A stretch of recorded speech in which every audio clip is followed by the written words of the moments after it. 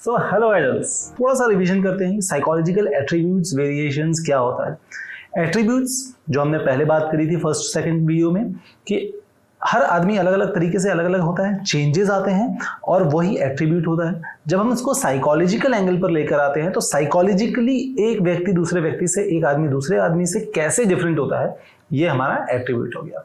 ठीक है, एट्रीब्यूट्स में बेसिकली 4-5 चीजें हमने समझी थी कि इंटेलिजेंस के लेवल पर होता है, पर्सनैलिटी पर होता है, एप्टीट्यूड पे होता है, वैल्यूज पे होता है और इंटरेस्ट पर होता है। ठीक है, अब इसके बाद हमने पढ़ा इंटेलिजेंस क्या होता है, उसके बाद हमने पढ़ा थ्योरीज ऑफ इंटेलिजेंस, जिसमें हमने बिनेट्स की 1 फैक्टर थ्योरी पढ़ी, चार्ल्स स्पीयरमैन की 2 फैक्टर थ्योरी पढ़ी, आर्थर जैनसन की हियरार्किकल थ्योरी पढ़ी, जेपी गुल्फर्ड की स्ट्रक्चर ऑफ इंटेलेक्ट मॉडल पढ़ा। तो पहले तो ये समझ लो कि अभी थ्योरीज क्या है और ये थ्योरीज पढ़ना क्यों जरूरी है। तो भैया बहुत सारे अलग अलग लोगों ने आया, उन्होंने इंटेलिजेंस को पढ़ा, साइकोलॉजिस्ट ने, और उसके बाद अपनी एक थ्योरी देखी यार इंटेलिजेंस क्या है, किस तरीके से होती है, क्या क्या फैक्टर्स होते हैं, किस तरीके से हम ये समझें कि आदमी इंटेलिजेंट है या नहीं है। ठीक है, तो हर व्यक्ति ने अपने अपने हिसाब से अलग अलग थ्योरी दी और वो थ्योरी अब हम पढ़ रहे हैं। ठीक है, इसको जानना क्यों जरूरी है, क्योंकि इसी के बेस पे चीजें बनी हुई है। ठीक है, अगर आपको ऐसे लिखना है तो आपको ABCD आना चाहिए, तब आप जाकर एक समय बाद ऐसे लिख पाओगे। सिमिलरली आपको अगर ये पता हो कि किस तरीके से डिफाइन किया गया है, किसने क्या थ्योरी दी है, कौन पहले इस चीज के बारे में रिसर्च कर चुका है, तो अब आपकी रिसर्च थोड़ी सी ईजी हो जाएगी चीजों को समझने में। ठीक है, अब हम जो पढ़ने वाले हैं वो बहुत इंपॉर्टेंट टॉपिक है और वो है थ्योरी ऑफ मल्टीपल इंटेलिजेंस।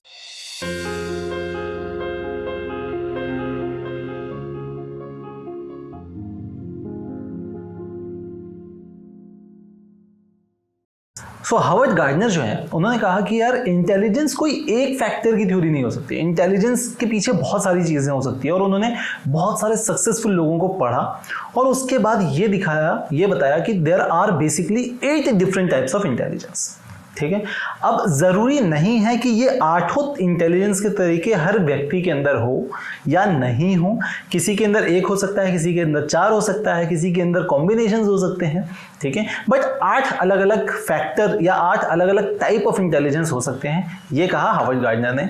अब जब 8 अलग अलग इंटेलिजेंस एक ही व्यक्ति के अंदर हो सकता है तो उसे हमने मल्टीपल इंटेलिजेंस कहा। किसी व्यक्ति के अगर 8 होगा तो वो मल्टीपल इंटेलिजेंट है। किसी व्यक्ति के अंदर 1 भी हो सकता है, किसी में 2 हो सकता है, किसी में 4 हो सकता है।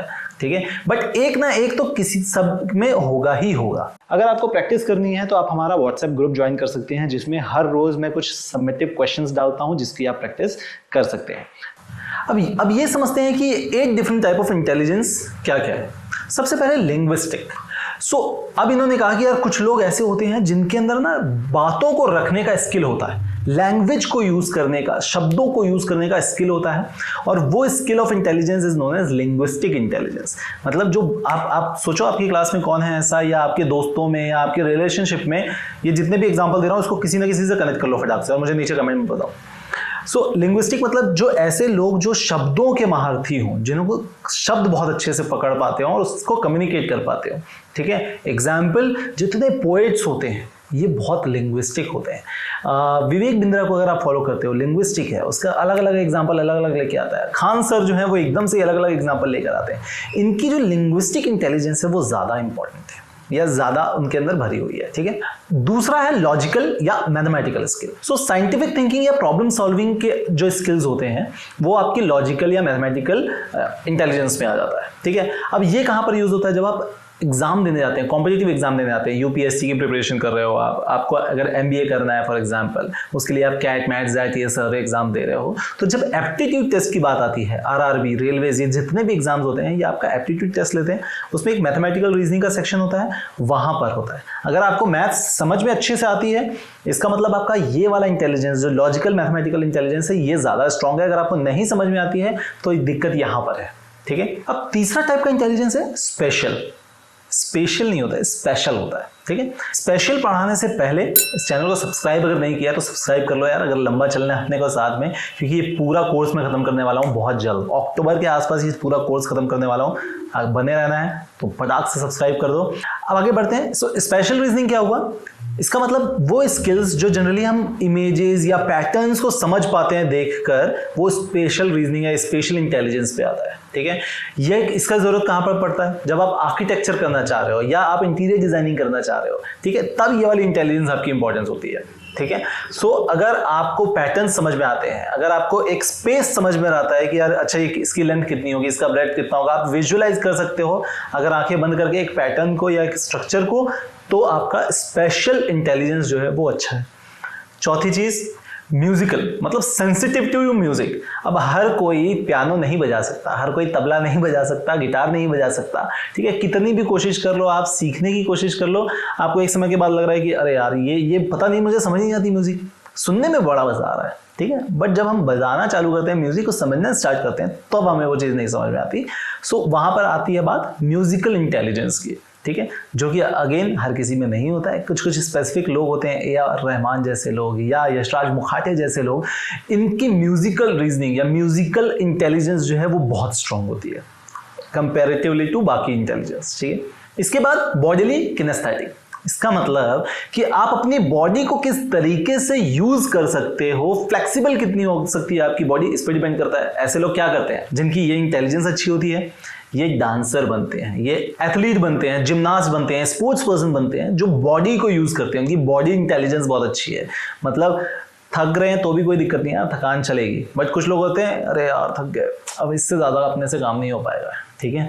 सो बॉडी को किस तरीके से आप यूज कर सकते हो, बॉडीली इंटेलिजेंस कितनी है आपकी, ये आपका इस पार्ट पे आता है।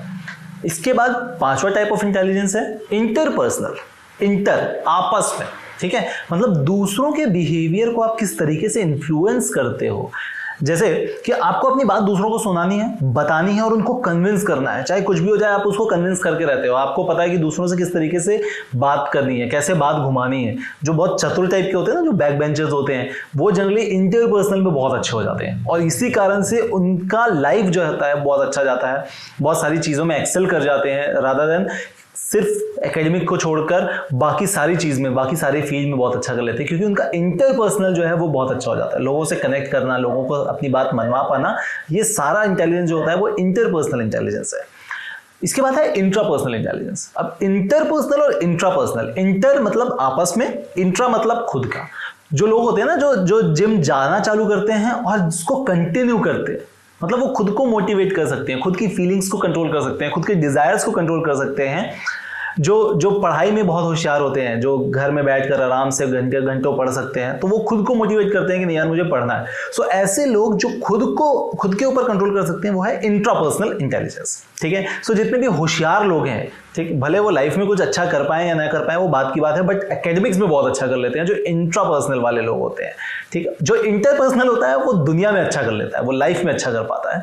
जो इंट्रापर्सनल होता है वो शुरुआत के तौर पर एकेडमिक में अच्छा करता है और बहुत सारे इसमें आगे जाते हैं जो लाइफ में भी अच्छा करते हैं। सो दोनों इंटेलिजेंस अलग अलग चीजें हैं। और लास्ट है नेचुरलिस्टिक, नाम से समझ में आ रहा है, नेचर मतलब एनवायरनमेंट आसपास का, वर्ल्ड जो है आसपास का, जो ऐसे लोग होते हैं वो नेचुरलिस्ट बनते हैं। तो इनको flora, fauna, wild life photography, ये सारी चीजें पसंद होती हैं। सो गार्डनर ने क्या कहा, हार्वर्ड गार्डनर ने कहा कि एक बंदे के अंदर इसमें से एक सर्टेन अमाउंट ऑफ इंटेलिजेंस होता है, ठीक है, किसी में कुछ होगा, किसी में कुछ होगा, दैट्स इट। सो ये बोला थ्योरी ऑफ मल्टीपल इंटेलिजेंस में हार्वर्ड गार्डनर ने। यही चीज आपको एग्जाम में लिखनी है, एक पॉइंट लिखा म्यूजिकल, एक उसका लाइन लिखा और उसके नीचे उसके एग्जाम्पल डाल दिया, खत्म। अगर एग्जाम में आता है तो आपको पूरे नंबर मिलने वाले हैं, ठीक है। अब इस चैप्टर का वर्ल्ड क्लास नोट्स भी बना रहा हूं मैं, और वो चाहिए होगा आपको, तो जब ये चैप्टर खत्म हो जाएगा ना, उसके बाद मैं अपलोड करूंगा। अपलोड कहां पर मिलेगा आपको, इंस्टाग्राम फॉलो कर लो, पता चल जाएगा, ठीक है।